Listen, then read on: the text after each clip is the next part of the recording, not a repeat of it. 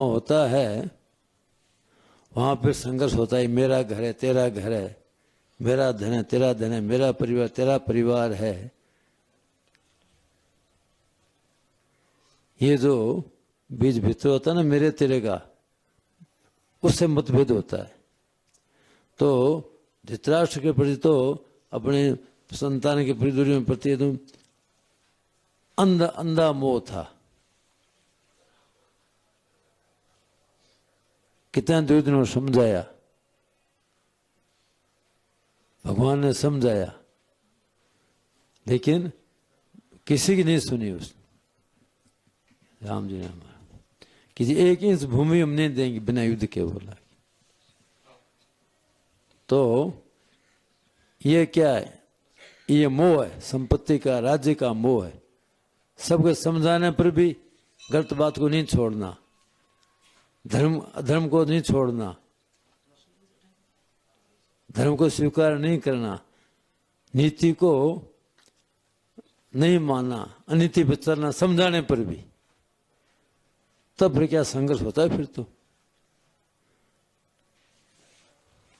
कहा भाई पांडवों का, अर्जुन भीम आदि का, पांडु पुत्रों का आधे राज्य का अधिकारी हो, आधा राज्य 5 गांव में दे दो। वो तो क्या मत युद्ध के बिना एक सुई की नोक टूटी भी भूमि नहीं दूंगा बिना युद्ध के, बोला। तो ये क्या है? मोह, आसक्ति है राज्य की, अनीति पर है। दूसरे का धन है उसको हम ले लें, बंटवारा हो भाई का भी हम ले लें, ये अन्याय है। नियम है नीति के अनुसार, जो आपकी पंक्ति आप लो, भाई की पंक्ति भाई को दो। और असली धर्म तो ये है कि हमको कम दो, भाई को ज्यादा दो। ये धर्म की बात, नीति की बात।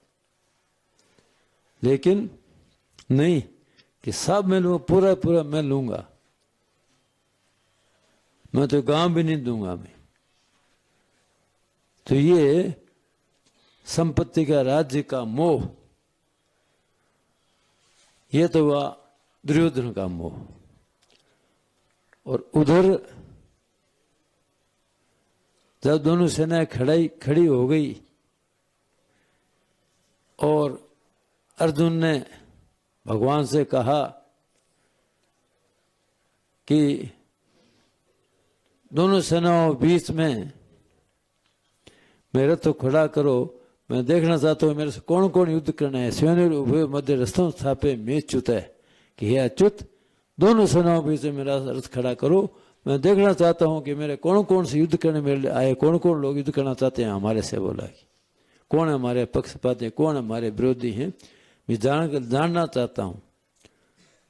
तो भगवान ने दोनों सेनाओं के बीच में खड़ा कर दिया ये रथ को। और भगवान ने कहा देखो अर्जुन, अब तुम देखो सेनाओं को। बोला दोनों सेनाओं को देखो तुम। तब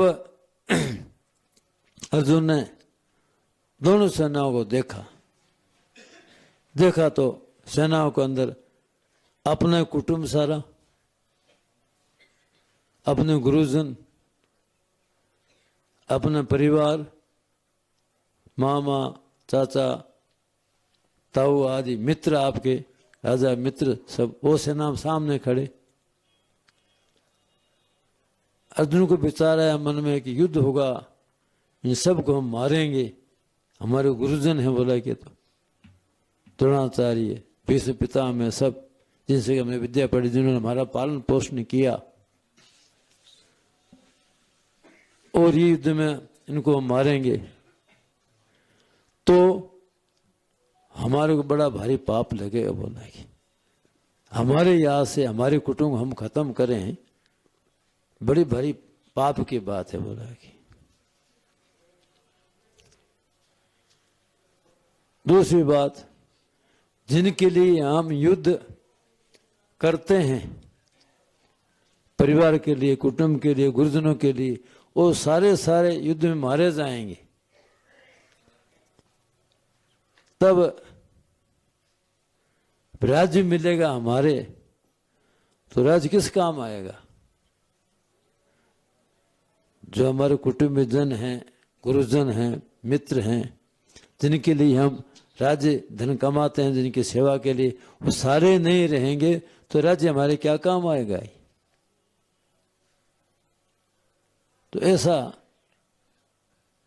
सारे लोग मारे जाएं और फिर खून से सना हुआ राज्य मुझे प्राप्त हो, मुझे ऐसा राज्य नहीं चाहिए। बोला इतने आदमियों में नरसंहार हो, गुरुजनों नरसंहार हो और फिर मैं क्या ना राज्य प्राप्त करूं, मैं नहीं चाहता। बोला कि कई दिलें दी उसने, युद्ध होगा तो सारे लोग मारे जाएंगे, फिर स्त्रियां रह जाएंगी, आदमी रहेंगे नहीं, फिर वर्ण संकरता फैलेगी, समाज नष्ट हो जाएगा, समाज की शुद्धि नहीं रहेगी।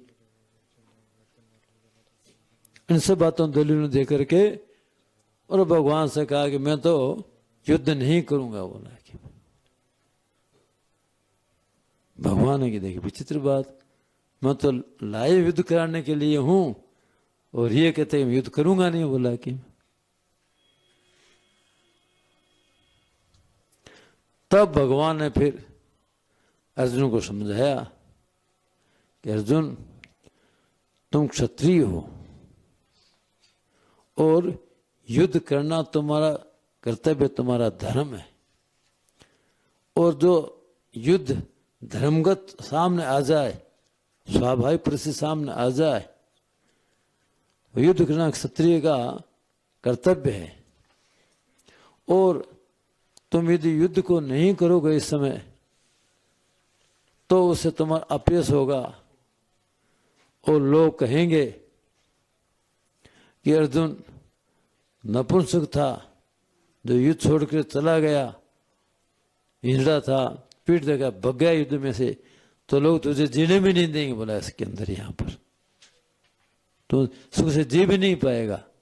तुम क्षत्रिय है, तेरे सामने कहेंगे तो वही तो है जो युद्ध में से भग के आगे पीठ दिखा के आ गया। बोला फिर तू वहां रह नहीं सकेगा, फिर तू युद्ध करने वापिस दोबारा आएगा। बोला यहां पर तो इस प्रकार से भगवान ने अर्जुन को समझाया कि युद्ध करना तुम्हारा कर्तव्य है और तुम्हारे को युद्ध करना चाहिए। युद्ध करोगे, युद्ध करते करते यदि शरीर भी छोड़ दोगे तो तुम स्वर्ग को प्राप्त होगे और जी जाओ तो राज्य को प्राप्त होगे। युद्ध करो, निष्काम भाव से करो, इस भाव से नहीं कि मैं जीत ही जाऊंगा। मैं सुख दुखे समय कृत्वा लाभ लाभो जय जयो तो युद्धाय युजस्व एवं प्राप्त वापसी। कि सुख दुख लाभ हानि मान अपमान इन सब बराबर समझो और युद्ध करना क्षत्रिय का कर्तव्य है।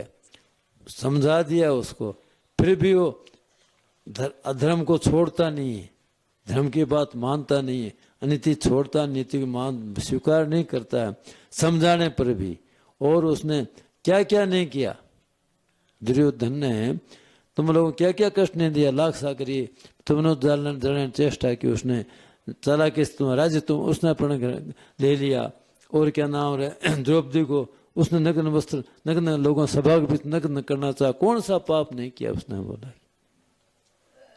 ऐसा आदत आई है। बोला जो हमारी संपत्ति को जबरदस्ती लेने हुए हमारे परिवार को नष्ट करे, हमारी इज्जत को नष्ट करे, तो वो लोग आता ही होते हैं।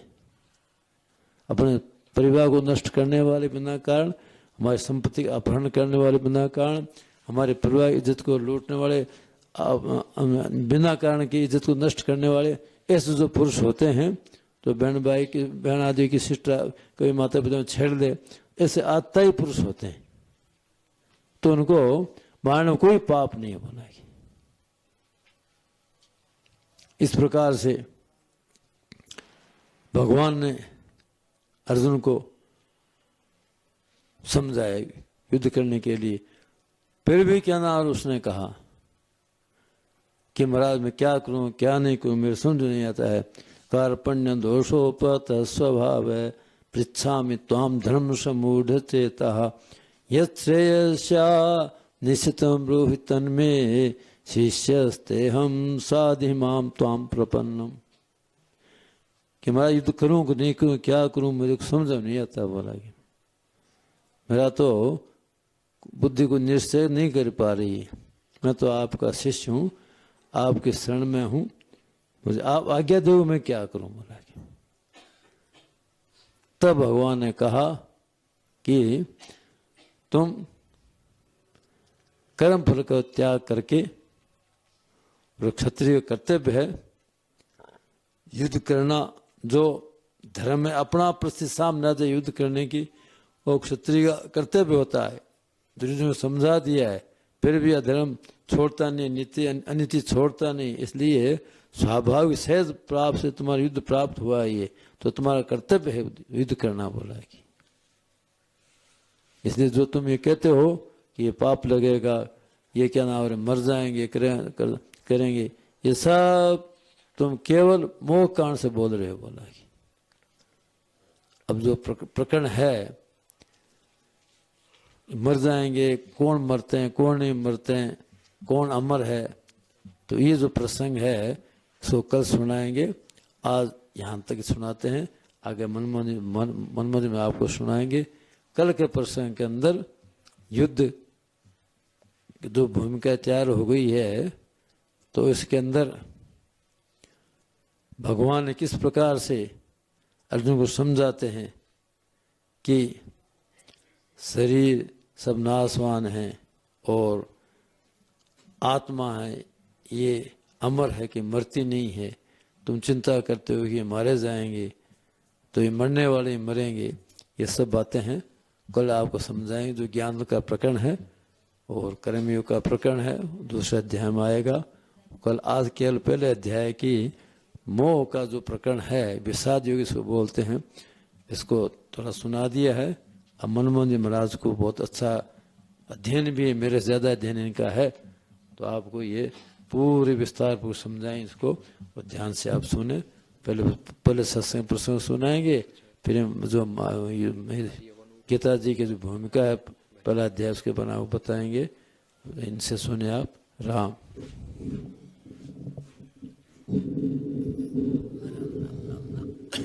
गोविंद गोपाल की जय। नारायण नारायण।